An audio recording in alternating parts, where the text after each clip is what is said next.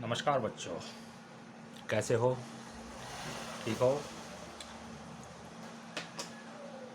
Physics super concept मेरे channel पर आपका स्वागत है। जैसे कि मैंने इस चैनल पर क्लास 12th के लिए फिजिक्स के जितने भी लेसन हैं एनसीईआरटी कोर्स के सब लेसन मैं इस चैनल पर कराऊंगा। जिन बच्चों को इससे लाभ उठाना चाहते हैं वो इस चैनल को सब्सक्राइब कर दो। और इस चैनल के इस कोर्स के बाद मैं एक श्रृंखला और चलाऊंगा जो स्पेशल नीट के बच्चों के लिए होगी। तो हमारा जो इलेक्ट्रिक चार्ज एंड फील्ड जो लेसन चल रहा था उसमें मैंने आपको बहुत कुछ टॉपिक कराए थे और उसके ऊपर कल मैंने कुछ न्यूमेरिकल भी दिए थे, कराए थे आपके लिए। और अब मैं वही न्यूमेरिकल्स जो है आगे बढ़ाते हुए उसको आगे करने जा रहा हूँ। जितना भी इस पर न्यूमेरिकल्स कराए जा रहे हैं आप ये ध्यान रखो वो सब एनसीईआरटी बुक के हैं, ठीक है। एनसीईआरटी बुक, कुमार मित्तल, वो सब हैं। टोटल मिक्स है, इसमें एक भी न्यूमेरिकल छूटेगा नहीं, ठीक है। तो चलो आज शुरू करते हैं आगे की पढ़ाई। तो जैसे मैंने ये न्यूमेरिकल्स उतारा है यहाँ पर, ये देखिए, इसको करने जा रहे हैं हम। क्वेश्चन में लिखा है कि वायु में एक दूसरे से 30 सेंटीमीटर दूरी पर दो छोटे आवेशित गोलों पर क्रमशः 2 गुणा 10 की घात -7 कूलाम तथा 3 गुणा 10 की घात -7 कूलाम आवेश है, उनके बीच कितना बल लगेगा। ये इलेक्ट्रिक चार्ज से संबंधित जितने भी क्वेश्चन हैं हम वो कराने जा रहे हैं। तो इसमें देखो, इस क्वेश्चन को आप उतार लो या इसका स्क्रीनशॉट ले लो जो आपको उचित समझे, क्योंकि मैं यहाँ से ही मिटा दूंगा। उसने कहा वायु में एक दूसरे से, उतार लिया, तो मैं अब इस क्वेश्चन को यहाँ से मिटा देता हूँ। अब इस क्वेश्चन को देखते हम करते हैं। वायु में एक दूसरे से, देखो क्वेश्चन में क्या कहा कि वायु, वायु का मतलब हुआ एयर, ये वायु है, यहाँ पे वायु है मेरे, एक दूसरे से दो गोले हैं और वो एक दूसरे से यानी स्फेयर हैं, टू स्फेयर इन एयर, और एक दूसरे से 30 सेंटीमीटर की दूरी पर है। कितनी दूरी पर है? यहाँ इनके बीच की जो डिस्टेंस है वो r है, तो r की जो वैल्यू है वो है 30 सेंटीमीटर। इसको एम के एस पद्धति में बदल लो, 30 सेंटीमीटर का मीटर बदलो। जब भी सेंटीमीटर को मीटर में बदलते हैं तो 10 की घात -2 से गुणा कर देते हैं, तो 10 की घात -2 मीटर। दो स्फेयर हैं हो गए और उनके बीच की डिस्टेंस ये होगी। ये जो स्फेयर हैं इन पर जो चार्ज है, मान लो इस पर चार्ज Q1 और इस पर चार्ज Q2, तो ये जो चार्ज है इस वाले पर और इस वाले पर, उसकी वैल्यू दी है Q1 यानी इस पर जो चार्ज दिया है वो है 2 गुणा 10 की घात -7 कूलाम, और दूसरा है Q2 बराबर 3 गुणा 10 की घात -7 कूलाम। तो कहता है कि इनके बीच कितना फोर्स लगेगा, F इक्वल क्वेश्चन मार्क।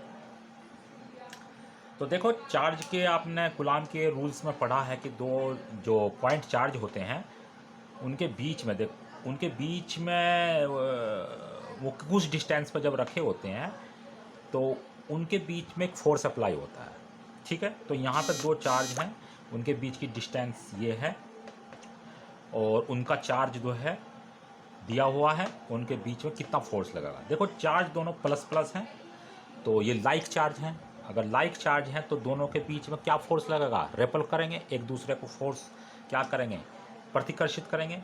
ये वाला इसको किस तरफ से, इस तरफ से फोर्स लगाएगा, और ये वाला इस पर जो फोर्स लगाएगा वो इस तरफ फोर्स लगाएगा।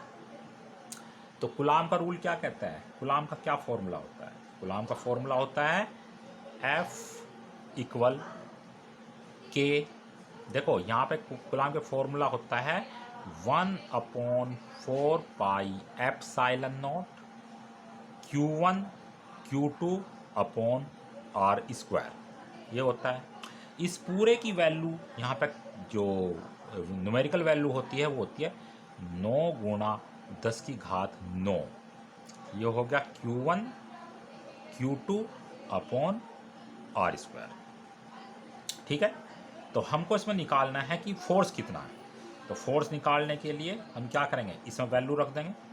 ये हो गया 9 गुणा 10 की घात 9 गुणा Q1 की वैल्यू कितना है, ये है 2 गुणा 10 की घात -7 गुणा Q2 की वैल्यू कितनी है 3 गुणा 10 की घात -7 अपॉन आर स्क्वायर। आर की वैल्यू कितनी है, ये 30 गुणा 10 की घात -2 मीटर का स्क्वायर। ये हो गया। ठीक है, अब इसको कैलकुलेट कर लेंगे बस। तो कैलकुलेट करेंगे तो कैसा होगा, इसको मैं रफ कर देता हूँ यहाँ से। कैलकुलेट करेंगे जब हम इसको, तो कितना आएगा बच्चों कैलकुलेट करने के बाद। देखो यहाँ पे ये हो गया, जो नंबर हैं उनको एक तरफ कर लो, यानी 9 गुणा 2 गुणा 3 गुणा, देखो 7 और 7 14, 14 और ये कितना होगा 9, 14 में से 9 गए 5, यानी 5 बच गई यहाँ पावर। नीचे कितना हो गया 30 का स्क्वायर करेंगे 900, यानी 900 हो गया गुणा 10 की घात 2 दूनी 4, 4 होगा। 9 से काटेंगे 100 बार कट गया, ये 3 दूनी 6, यानी 6 गुणा 10 की घात -5। देखो माइनस के 4 ये और 10 की घात 2 ये, तो यहाँ पे 2 बच गई, ऊपर जाकर कितनी हो जाएगी वो प्लस की 2 हो जाएंगी। तो 5 में से 2 गया 3, यानी ये बन गया 6 गुणा 10 की घात -3 न्यूटन। क्योंकि दोनों ये चार्ज जो हैं वो प्लस प्लस के, तो एक दूसरे को क्या करेंगे, वो रेपल करेंगे। तो यहाँ पर लिख लेंगे एक दूसरे को रेपल, REPAL, रेपल फोर्स हो गए। ठीक है, तो एक क्वेश्चन हुआ। नेक्स्ट क्वेश्चन देखते हैं, इसको ताड़ लो। Okay, next question number next में देखो क्या कहा है। क्वेश्चन नंबर नेक्स्ट में ये कहा है कि क्वेश्चन नंबर अगला है, देखो ये भी NCERT का ही क्वेश्चन है। उसने कहा 0.4 माइक्रो कूलम्ब आवेश। क्वेश्चन में कहा है कि 0.4 माइक्रो कूलम्ब आवेश, यानी चार्ज है वो कितना है 0.4 माइक्रो कूलम्ब, ये चार्ज है। छोटे गोले पर, ये एक छोटा गोला है,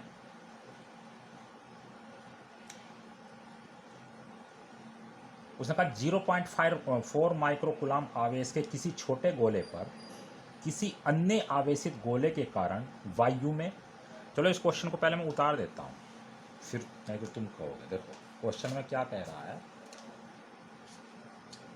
0.4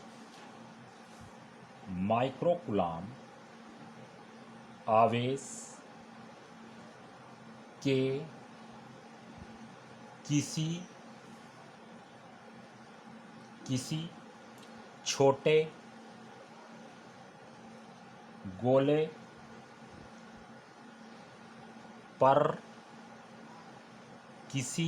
किसी अन्य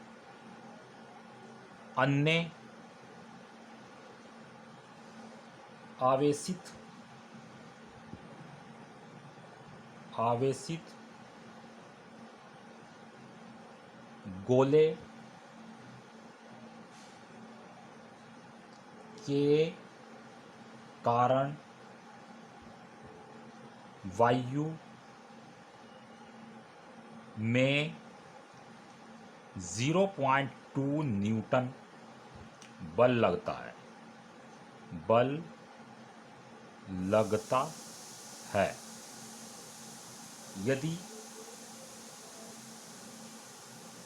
यदि दूसरे गोले पर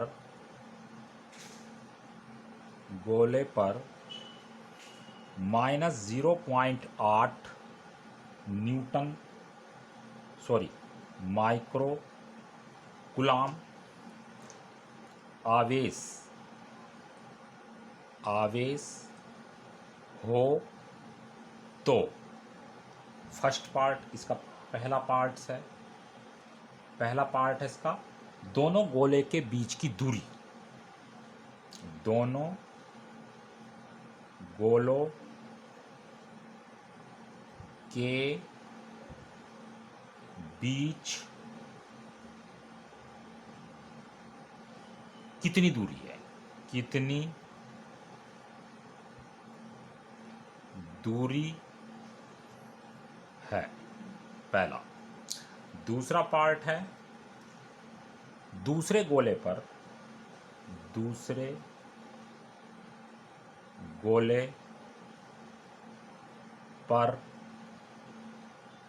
पहले गोले के कारण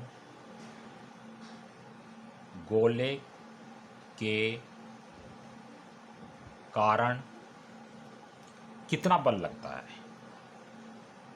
कितना बल लगता है, ये क्वेश्चन है हमारा। इसको उतार लो, स्क्रीनशॉट ले लो। अब इसको हम करें। देखो क्वेश्चन में क्या कहा कि 0.4 माइक्रोकुलाम आवेश के किसी छोटे गोले पर किसी अन्य आवेशित गोले के कारण वायु में 0.2 न्यूटन बल लगता है। यदि दूसरे गोले पर इतना आवेश हो तो दोनों गोलों के बीच की दूरी, मतलब क्या कहता है कि एक आवेशित गोला है, इसका अगर ए पार्ट करते हैं तो कह रहा एक गोला ये है, एक गोला ये है, ठीक है। अब ये दोनों आवेश है, इस पर जो चार्ज है वो है 0.4 माइक्रोकुलाम और इस वाले पर जो चार्ज है वो है -0.8 माइक्रोकुलाम, ठीक है। अब इनके बीच की डिस्टेंस जो है वो हमें पता नहीं है, वो हमें फाइंड करनी है, तो आर है वो। तो अब देखो ये प्लस का ये माइनस का, तो डेफिनेटली ये दोनों अनलाइक चार्ज हैं, तो अनलाइक चार्ज होने के कारण ये एक दूसरे को क्या करेंगे, अट्रैक्ट करेंगे। तो कह रहा दोनों गोलों के बीच कितनी दूरी है। अगर ये एयर में रखे हैं और एयर में इनके बीच में 0.2 न्यूटन बल लगता है। कितना बल लगता है बच्चों, ये F, एक दूसरे को अट्रैक्ट करेंगे एक दूसरे की तरफ F। तो कह रहा है कि जो F है वो है 0.2 न्यूटन।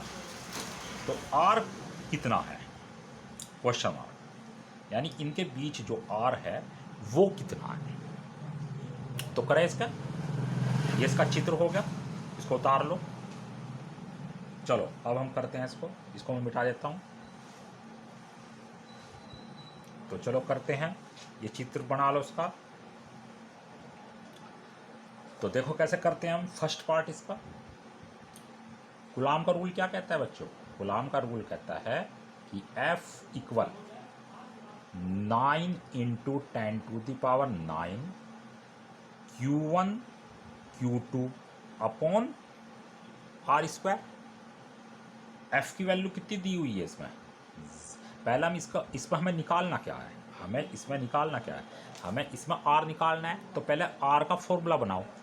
R निकालना तो क्रॉस मल्टीप्लाई, देखो इसकी इसमें मल्टीप्लाई होगी, इसकी इसमें मल्टीप्लाई होगी, तो ये बन जाएगा F × R square equal 9 × 10⁹ Q1 Q2।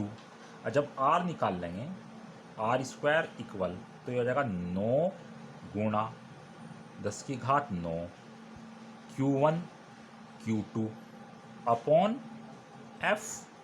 Value रखते हैं, वैल्यू रखेंगे तो कैसा हो जाएगा, ये हो जाएगा 9 × 10⁹ गुणा Q1 का मतलब हो गया ये चार्ज। भाई Q1 कितना हो गया इसमें Q1 हो गया 0.4 माइक्रोकुलाम।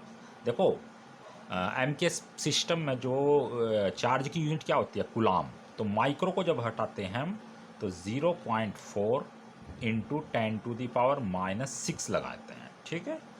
इसी तरह Q2 की वैल्यू कितनी होगी, 0.8 माइक्रोकुलाम इसको भी हटाएंगे तो 0.8 इंटू 10⁻⁻⁶ गुलाम।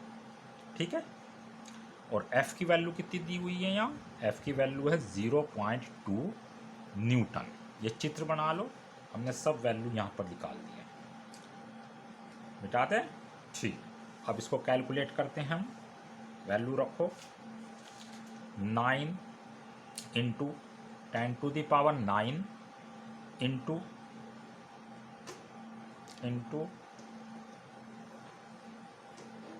Q1 की वैल्यू होगी 0.4 इंटू 10⁻⁻⁶। Q2 की वैल्यू कितनी होगी यहाँ? 0.8 इंटू 10⁻⁻⁶ अपॉन F की वैल्यू कितनी होगी? 0.2। ठीक है, अब देखो करते कैसे हैं। करते ही हैं कि जितने भी डेसिमल हैं इनको ख़त्म कर दो। डेसिमल को क्या कर दो? ख़त्म। और नंबर एक तरफ लिखो, जैसे 9, ये कितना है? 4, ये कितना है? 8। ठीक है, अब इनकी पावर लगाओ। पावर कितने? देखो पॉइंट इसमें से हटाया, एक पॉइंट के बाद 1 डिजिट है तो ये माइनस में बढ़ेगा, तो 6 और 1 7, -7। ठीक है, एक इसमें से हटेगा पॉइंट के बाद माइनस में, तो 6 और 1 7, और प्लस का 9 इधर है, अपॉन। ऐसे ही इसके पॉइंट के बाद हटेंगे तो ये हो जाएगा 2 गुणा 10 की घात -1। कितना हो जाएगा? 2 दूनी 4, तो कितना आ गया ये?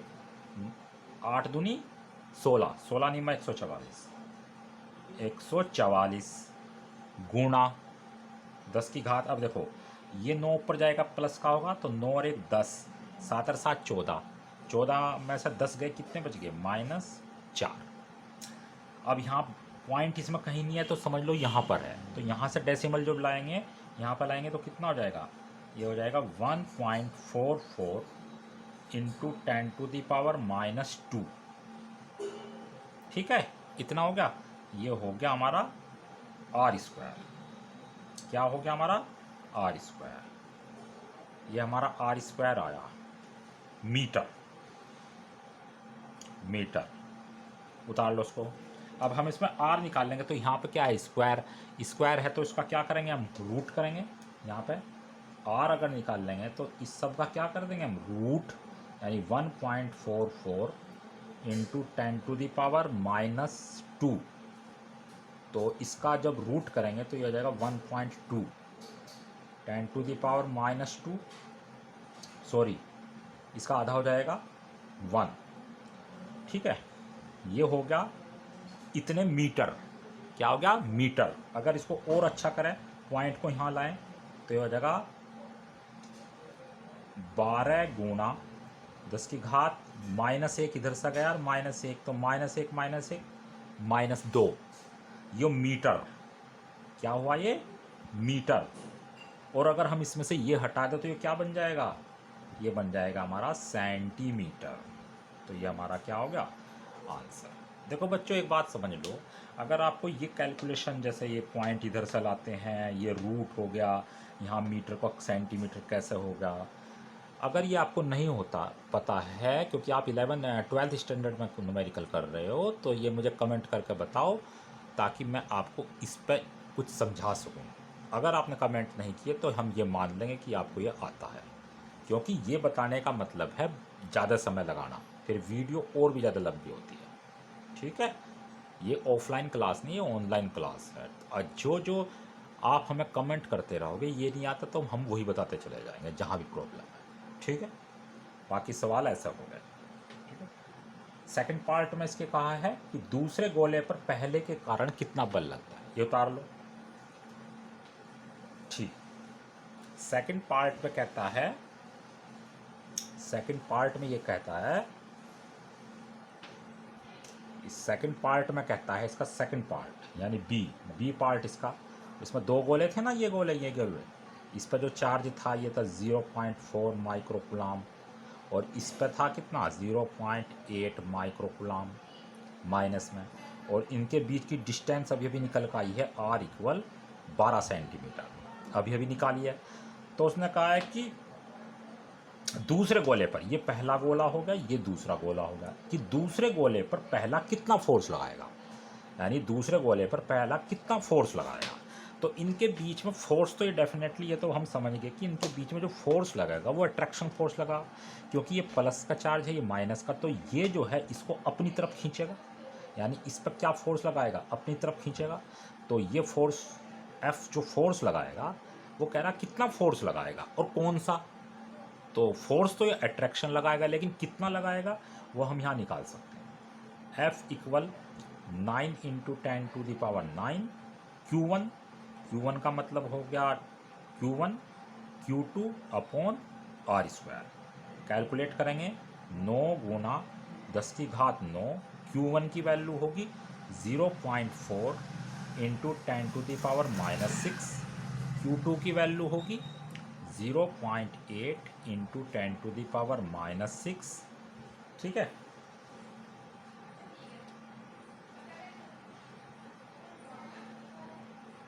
तो अपॉन ये हो गया हमारा R² की वैल्यू अभी भी निकाल ली हमने 12 सेंटीमीटर। कैलकुलेशन करने के लिए सेंटीमीटर को मीटर में कन्वर्ट करेंगे, -2 10⁻2 का होल स्क्वायर, ये मीटर में कन्वर्ट हो गया सेंटीमीटर। इसको कैलकुलेट करेंगे तो कितना हो जाएगा, ये होगा 9, ये हो गया हमारा 4, ये हो गया हमारा 8, हम यहाँ डेसिमल ख़त्म करते जा रहे हैं, ये हो गया हमारा 10⁻6 1 7, 6 1 7 और 7 14 -14 और 9 ये होया 10⁻9 अपॉन 12 का स्क्वायर 144 और -2 का स्क्वायर 2 दूनी 4। जब इसको कैलकुलेट करेंगे तो ये हो जाएगा 4 तिया 12, 2 और 4 6 24। ठीक है, 9 से काटो, 9 चौक 36 कैंसिल हो गया और 4 दूनी 8, ये कैंसिल हो गया। तो ये बच गया हमारे पास 2 गुणे 10⁻, ये ऊपर जाएगा तो 9 और 4 13, 14 में से 13 गए -1, यानी इसको जब हम लिखेंगे तो इसको हम ऐसे लिख सकते हैं, न्यूटन। और ये कौन सा फोर्स होगा, आकर्षण यानी अट्रैक्शन। सब एनसीईआरटी के क्वेश्चन है ये, है आकर्षण बल, यानी जो ये वाला है इस पर इतना फोर्स लगाएगा और वो भी अट्रैक्शन, यानी अपनी तरफ खींचेगा। ठीक है, तो ये हमारा क्वेश्चन, इसको उतार लो। क्वेश्चन नंबर नेक्स्ट,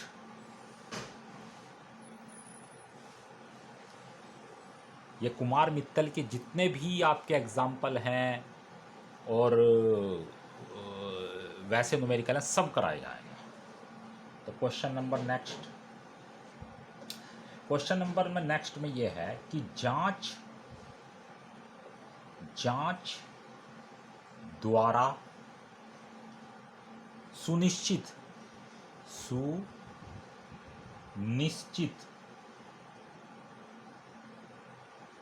जांच द्वारा सुनिश्चित कीजिए कि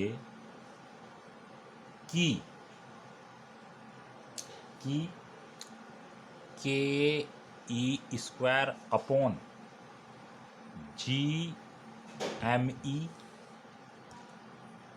MP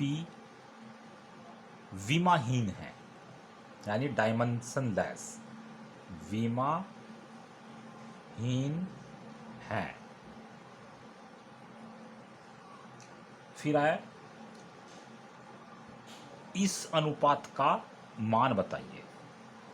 इस अनुपात यानी रेशियो, जो ये रेशियो है का मान ज्ञात कीजिए। ठीक है, और थर्ड में पूछा है ये जो रेशियो है ये क्या बताता है, यह अनुपात क्या बताता है, क्या बताता है। क्वेश्चन उतार लो, ये स्क्रीनशॉट ले लो।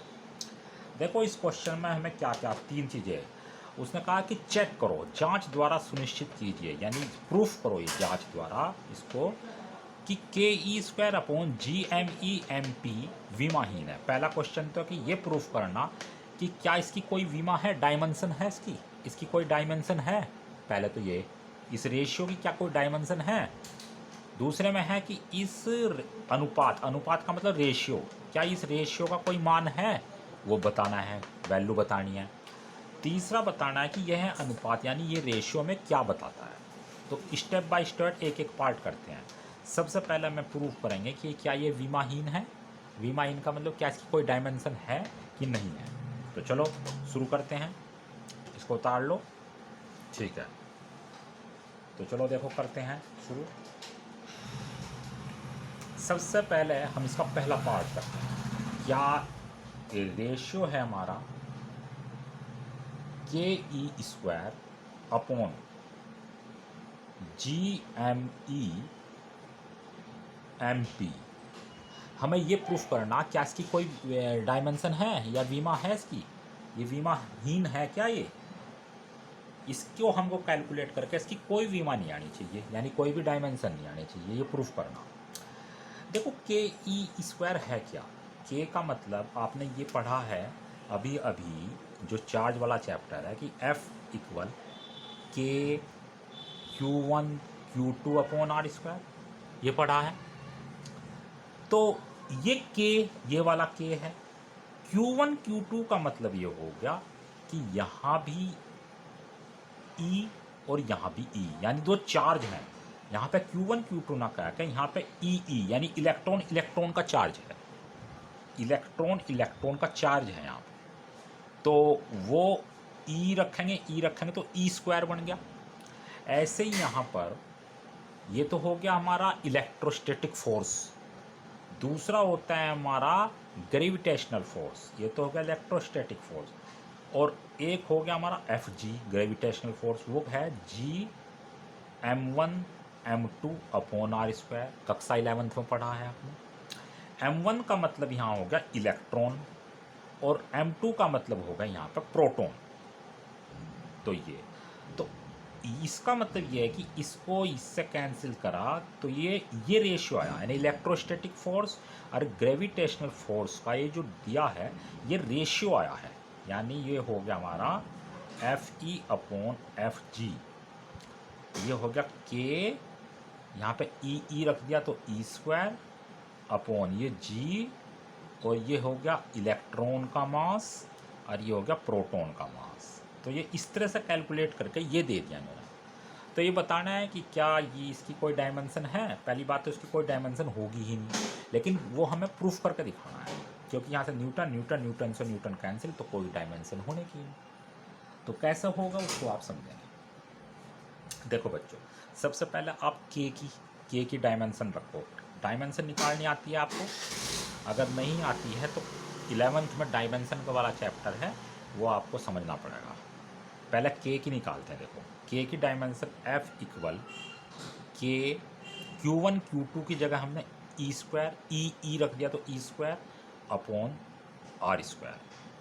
ठीक है, अगर के की हम निकालते हैं तो इसका ये फॉर्मूला बन जाएगा F into R square upon E square.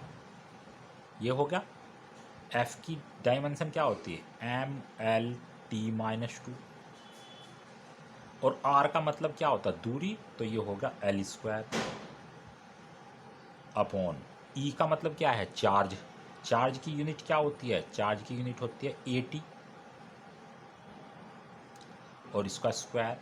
इसको कैलकुलेट करेंगे तो ये हो जाएगा ML 2 और 1 3 टी की घात -2 अपॉन ये हो गया हमारा ए का स्क्वायर और टी स्क्वायर। ये आ जाएगी हमारी ML³ टी की घात, ये 2 ऊपर जाएगा माइनस का बन जाएगा तो टी की घात -4, और ए ऊपर जाएगा तो ए की घात -2। यानी इस के की जो डायमेंशन है ये आ गई। ठीक है, उतार लो उसको। यानी हमने यहाँ लिख दी ए की डायमेंशन एल क्यूब टी की घात -4 ए की घात -2। यहाँ पे ई क्या है, चार्ज, तो चार्ज की यूनिट रखेंगे, तो ये हो गया हमारा ए टी और इसका स्क्वायर। ठीक है, ऐसे ही हमें जी की निकालनी है। अब जी की देखो, जी की क्या होनी चाहिए, इसको रफ कर दें। ठीक है, ग्रेविटेशनल फोर्स का क्या फॉर्मूला होता है बताओ, F equal Gm1m2 upon R square. अगर G का फॉर्मूला निकलता है तो यहाँ हो जाएगा F into R square upon m1m2। F की क्या होगी, mLT-2, R की क्या होगी, L स्क्वायर, और इसी तरह m का मतलब मॉस है, मॉस की क्या होती है, m होती है, और इस मॉस की भी क्या होगी, m होगी। कैलकुलेट जब करेंगे हम, एक m से एक m कैंसिल होगा, एक m ऊपर गया तो m इनवर्स l 2 और 1 3, l की घात 3 और t की घात -2।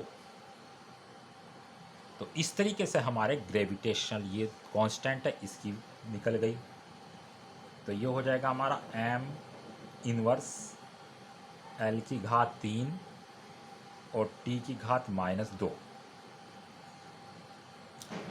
m1 m इलेक्ट्रॉन का मास, प्रोटॉन का मास, तो इसकी भी क्या होगी, m। ठीक है, अब इसको कैलकुलेट करो, तो देखो कैलकुलेट कर, इसको रफ कर दूँ इसको। ठीक है, तो देखो अब इसको कैलकुलेट करते हैं, कैसे करते हैं। देखो बच्चों ध्यान दो, यहाँ ध्यान दो, देखो ये क्या है पहले यहाँ समझो। देखो एक m प्लस का है, आप इसको ऐसे समझो, देखो और इजी समझाते हैं। ये m है हमारा, ओके, ए की स्क्वायर, ए स्क्वायर और ए स्क्वायर ये हो गया। देखो ध्यान दो, ये ए स्क्वायर हो गया, ये प्लस का स्क्वायर, ये माइनस का स्क्वायर, तो ये कैंसिल हो गया ए। ये क्या है, टी स्क्वायर, टी की प्लस की 2 और टी की -4, तो माइनस की 2 बच जाएगी यहाँ, यानी टी की घात कितनी बचेगी, -2। इसी तरह से ये हो गया एल क्यूब हमारा, एल क्यूब ये हो गया। नीचे क्या बचेगा, देखो एम स्क्वायर और ये एम की इन्वर्स है, तो स्क्वायर में से -1 गया, कितना बच गया, केवल एम। ये क्या हुआ, एल क्यूब और टी की घात -2। अब देखो ये और ये सेम है, ये और ये सेम है, तो ये कैंसिल होगा सारा, कुछ भी नहीं बचा है। तो इसका मतलब ये हो गया, या आप ऐसा कर दो कि m इनवर्स ऊपर जाएगा, इनवर्स बच गया, यानी ऐसा कर दो आप, यानी m ये प्लस का मन है, ऊपर जाकर ये माइनस का बन जाएगा, यानी m इनवर्स, ऐसे t की घात -2 है, ऊपर जाकर t प्लस का बन जाएगा, यानी t की घात +2। ये l की घात 3 है, ये l की घात ऊपर जाएगा, माइनस का बन जाएगा। ऐसा कर सकते हो। यहाँ पे कितना बच गया, माइनस प्लस कट गया, तो m की पावर 0, l की पावर 0, t की पावर 0। देखो m l t सब के ऊपर कितनी कितनी पावर आ गई, 0 0 0 0। जब 0 0 पावर आ गई है, तो इसका मतलब ये हुआ कि इसकी कोई भी डायमेंशन नहीं है, यानी इसका कोई भी कट ही नहीं गया, कट गई, इसकी कोई भी पावर नहीं, यानी कोई डायमेंशन नहीं है, ये डायमेंशन लेस है, यानी विमाहीन है। यहाँ पर प्रूफ हो, उतार लो इसको। सेकंड में क्या है कि इस रेशियो का वैल्यू बताइए, सेकंड पार्ट मिटा दे इसको। सेकंड में कहा है कि इस रेशियो की वैल्यू, अब इस रेशियो की वैल्यू निकाल लेंगे हम। तो देखो k की वैल्यू होती है, आपको पता है 9 × 10⁹। ठीक है, अच्छा, इलेक्ट्रॉन पर चार्ज जो होता है वो होता है 1.6 × 10⁻⁻19 का होल स्क्वायर अपॉन जी की वैल्यू होती है 6.67 × 10⁻⁻11। इलेक्ट्रॉन का जो मॉस, ये इलेक्ट्रॉन का मॉस जो होता है वो होता है 9.1 इंटू 10⁻31। और प्रोटॉन का जो मास होता है वो होता है 1.67 इंटू 10⁻27। ठीक है, ये आपको लिख दिया मिलेगा, इसको कोई रटने की जरूरत नहीं है। इसको एक सोल्व करेंगे तो 9 तो 9 होगा, 1.6 16 का स्क्वायर करेंगे तो कितना आएगा 256, यानी 2.56 स्क्वायर करेंगे। और 19 दूनी 38, 38 में से 9 गए, कितने बच गए भाई, 38 में से 9 गए, 18 में से 9 गए 9 और 2 29, यानी 10⁻−29। ठीक है, ये कितना हो गया, इन सब वैल्यू को एक साथ रख लो, यानी 6.67 इंटू 9.1 इंटू 1.67 इंटू 10⁻, देखो 27, 28, 10 38, 39 और 69, ये हो गया। इसको जब कैलकुलेट करेंगे, इसकी इसमें मल्टीप्लाई करेंगे, इस सब की मल्टीप्लाई करेंगे, ये ऊपर चला जाएगा, इसकी इसमें कर लो, ये होगा 9 6 54, 5 9 5 45, 5 50, 5 9 2 18, 5 23, ये हो गया। और भाई इनकी कैलकुलेशन आप अपने आप कर लेना, 6.67, 9.1, 1.67 इंटू ये 69 ऊपर गया तो कितना बच गया 40, 10⁻+40 समथिंग। जब इन सब की मल्टीप्लाई करके इसको डिवाइड करेंगे तो हमारा ये आंसर आएगा 2.3 इंटू 10⁻, सोल्व करेंगे, इसकी एक पावर इधर लेकर आ जाएंगे तो आ जाएगा 39। ऐसा जब सोल्व करोगे तो ये आ जाएगा निकल के। तो इस रेशियो का ये वैल्यू आया है, जब कैलकुलेट करेंगे तो ये वैल्यू इसका आ जाएगा। ठीक है, अब वो कहता है ये रेशियो हमें क्या बताता है, ये रेशियो हमें क्या बताता है, ये किसका रेशियो है, ये रेशियो हमारा इलेक्ट्रोस्टैटिक फोर्स और ग्रेविटेशनल फोर्स का रेशियो आया है। इसे उतार लो, ये इसका आंसर हो गया। ठीक है, अब वो ये कहता है इस क्वेश्चन में, यानी हमारे पास ये वैल्यू, थर्ड में ये कहता है कि जो हमारे पास ये वैल्यू आया है, क्या Fe/Fg, हमारे पास वैल्यू आई है 2.3 इंटू 10⁻39। तो वो ये कहता है अगर हम इसकी इधर मल्टीप्लाई करें, यानी Fe इक्वल 2.3 इंटू 10⁻39 Fg, यानी ये रेशो में क्या बताता है, ये रेशो में ये बताता है कि इलेक्ट्रोस्टैटिक फोर्स जो है वो ग्रेविटेशनल फोर्स का इतने गुना होता है, यानी इतने टाइम्स, यानी जो इलेक्ट्रोस्टैटिक फोर्स है वो ग्रेविटेशनल फोर्स से बहुत ज़्यादा, बहुत बहुत बहुत ज़्यादा मजबूत होता है। देखो यहाँ ये प्लस की 39 आ रही है, तो इसका मतलब ये वाला फोर्स इस वाले फोर्स से कितना बड़ा है, ये बहुत बड़ा है, ये बताता है हमें रेशियो। ठीक है, तो ये हमारा क्वेश्चन हुआ। नेक्स्ट क्वेश्चन करते हैं, नेक्स्ट क्वेश्चन करते हैं हम।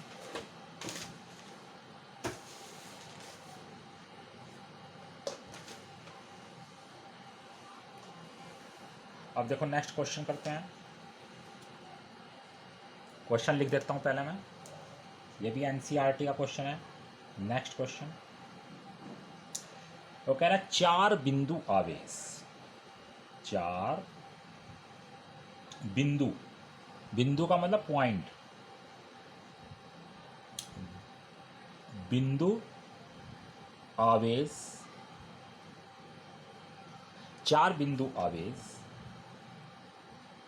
QA equal 2 microcoulomb, QB equal -5 microcoulomb, QC equal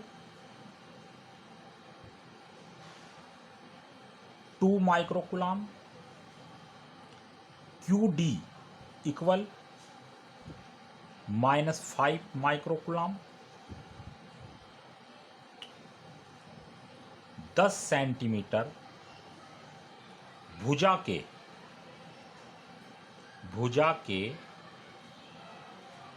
किसी वर्ग का मतलब स्क्वायर, वर्ग ABCD के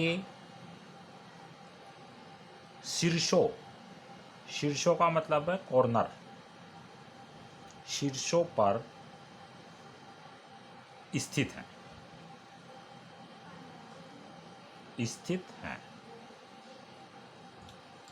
वर्ग के केंद्र पर रखे 1 माइक्रोकुलाम आवेश पर लगने वाला बल कितना है। किताब में है ये सब, कितना है। देखो ये है क्वेश्चन, अब इसको करते हैं हम सोल्व। देखो क्या कहते हैं, 4 बिंदु आवेश QA QB QC QD 10 centimetre भुजा के किसी वर्ग ABCD के शीर्षों पर स्थित है। क्या मतलब है इसका, यहाँ समझो, यहाँ पर समझाते हैं। देखो ये हमारा स्क्वायर है, वर्ग जिसे तो कहा इन्होंने वर्ग,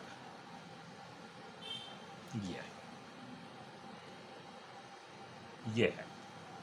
इसके 4 कोने हैं ABCD, यानी यहाँ पर हो गया A, ये हो गया हमारा B, और ये हो गया हमारा C, और ये हो गया हमारा D। इन कॉर्नर पर इतने चार्ज स्थित हैं, यानी यहाँ पर तो हो गया 2 माइक्रोकुलाम, यहाँ पर स्थित हो गया, यहाँ पे एक आध चार्ज है, यहाँ पे एक चार्ज, यहाँ पर हो गया -5 माइक्रोकुलाम, यहाँ पर जो चार्ज है वो है 2 माइक्रोकुलाम, और यहाँ पर जो चार्ज है वो है -5 माइक्रोकुलाम। ठीक है, इतना। और इसकी जो साइड है ये होगी हमारी 10 सेंटीमीटर, यानी ये 10 सेंटीमीटर, ये भी 10 सेंटीमीटर, ये भी 10 सेंटीमीटर, और ये भी कितनी है 10 सेंटीमीटर। ठीक है, अब वो कह रहा है कि वर्ग के केंद्र पर ये जो स्क्वायर है इसके सेंटर पर,